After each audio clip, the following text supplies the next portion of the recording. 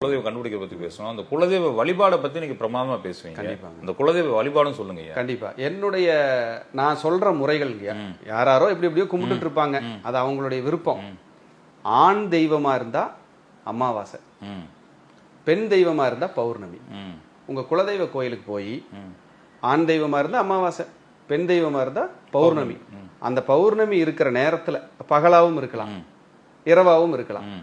போயிட்டு 9 மூடி, 5 தேங்காய் உடைச்சா 9 மூடி, அதுல காட்டன் திரி, பஞ்சு திரி, நல்ல பசுனை ஊத்தி ஆத்மார்த்தமா வழிபட்டு பிரார்த்தனை பண்ணிட்டு வந்தவங்க 100க்கு மேற்பட்டவர்கள் ரிப்ளை பண்ணி கூப்பிட்டு சொல்லி எல்லா பிரச்சனையும் தீர்ந்து நல்லா இருக்குன்னு சொல்றாங்க. ஏன்னா அமாவாசை பௌர்ணமியில தான் திரிசூன்யம் இல்லாத நாட்கள். நம்ம முன்னோர்கள் எப்படி வச்சிருக்காங்கன்னு பாருங்க. அந்த அந்த இடத்துல சூன்ய தோஷம் இல்லை. நம்ம போய் நின்னோம்னா, குல தெய்வத்துக்கிட்ட நம்ம நின்னோம்னா, என் குழந்தை வந்துருச்சு அப்படியே அந்த சாமி பூரிப்பா, என் குழந்தை, என் வம்சம், என் குலம் வந்து நிற்குது அப்படின்னு கண் திறந்து பார்க்குமாமாங்க. அந்த குலசாமி கிட்ட நிற்கும்போது எல்லா பிரச்சனையும் அப்படியே வடிஞ்சிருங்கய்யா. ஆனால் சிலருக்கு குலதெய்வம் போயிட்டு வந்தாலே பிரச்சனை வரும். ஆமாம், போகிற வழியில் சண்டை வரும்.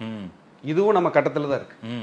அப்போ 5ஆம் அதிபதி என்ன நிலையில் இருக்காரு, சூரியன் என்ன நிலையில் இருக்காரு, குரு என்ன நிலையில் இருக்காரு, சனி என்ன நிலையில் இருக்காரு, இந்த நாளையும் நம்ம கவனிக்கணும்.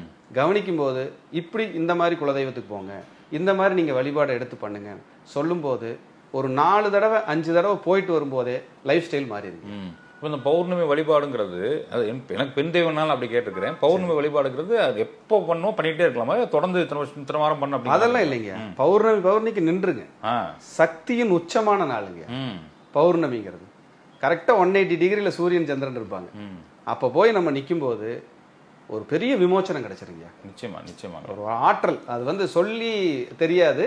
அங்க போய் நின்றுட்டு வரும்போது வளர்ச்சி இல்ல. இனிமேல் நான் பௌர்ணமி போயிடுறேன். சூப்பர். இப்ப நம்ம போறப்ப உள்ள போறப்ப காவல் தெய்வங்கள் வெளியே நிற்கும். குலதெய்வத்துக்கு காவல் தெய்வங்கள் இருக்கும், அதுக்கு இது மாதிரி கும்பிடலாமா? கண்டிப்பாங்கய்யா. காவல் தெய்வம்ங்கிறது வந்து அந்த சாமிக்கான காவல் தெய்வம் இல்ல, நம்ம குலத்தையே காக்கிற காவல் தெய்வம்.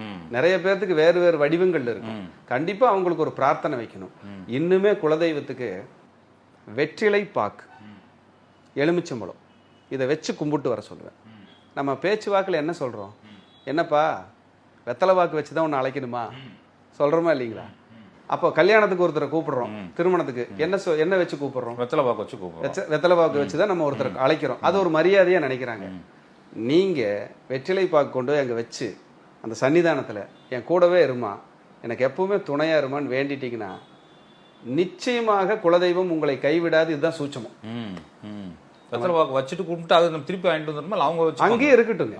சுவாமி கிட்டே படைச்சிட்டு வந்துருங்க, பிரார்த்தனை வச்சுட்டு அங்கேயே வந்துருங்க. இப்போ நம்ம 18ஆம் படி கருப்பருக்கு போவோம். 18ஆம் படி கருப்பு தான் முன்னாடி நிக்குது. 18ஆம் படி கருப்பருக்கு போவோம்.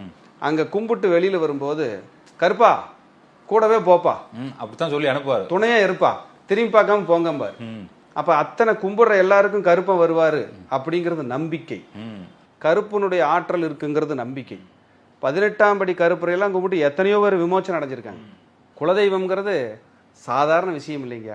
நம்ம முன்னோர்கள், தாய் தந்த முன்னோர்கள், பாட்டனார் முப்பாட்டனார்னு போய் வம்சாவளியா நின்ன இடம். அந்த இடத்துல நம்ம ஜீன் எனர்ஜி எவ்வளவு இருக்குங்கய்யா. என் குழந்தை வந்துருச்சு அப்படின்னு திரும்பி முழிச்சு கண் முழிச்சு பூரிப்பா குலதெய்வம் பார்க்கும் அப்படின்னா இது சத்தியம். இது மாறவே செய்யாது. நிச்சயமா நீங்க சொல்ற வழிபாட நம்ம நேரிலும் பண்ண ஆரம்பிச்சிருவாங்க. அவங்களுக்கு வாழ்க்கையில ஒரு நல்ல விமோசனம். இதை பார்த்துட்டு இருக்கிற நேயர்கள் 100% இந்த வழிபாட்டினால திருப்தியும் வெற்றியும் அடையணும். ஏன்னா எந்த உள்நோக்கம் இல்லாம பேசுறாங்க. ஆமா கிளைண்ட் நல்லா இருக்கணும். அவங்க நம்மளை அணுகுறாங்க, அணுகல அதெல்லாம் அப்புறங்கய்யா. ஜெயிச்சாங்கன்னா இந்த வார்த்தைக்கு ஒரு பலம் நிச்சயமா அவங்களுக்கு. அதாவது இதை பார்த்துட்டு இருக்கோம் 10 பேர் பயனடைஞ்சாங்கன்னு வச்சுக்கோங்க, கண்டிப்பா அதுவே எவ்வளவு பெரிய விஷயம். நல்லா இருக்கணும், எல்லாரும் நலமா இருக்கணுங்கிறது தான் என்னுடைய ஆத்மார்த்தமான வேண்டுதல். நிச்சயமா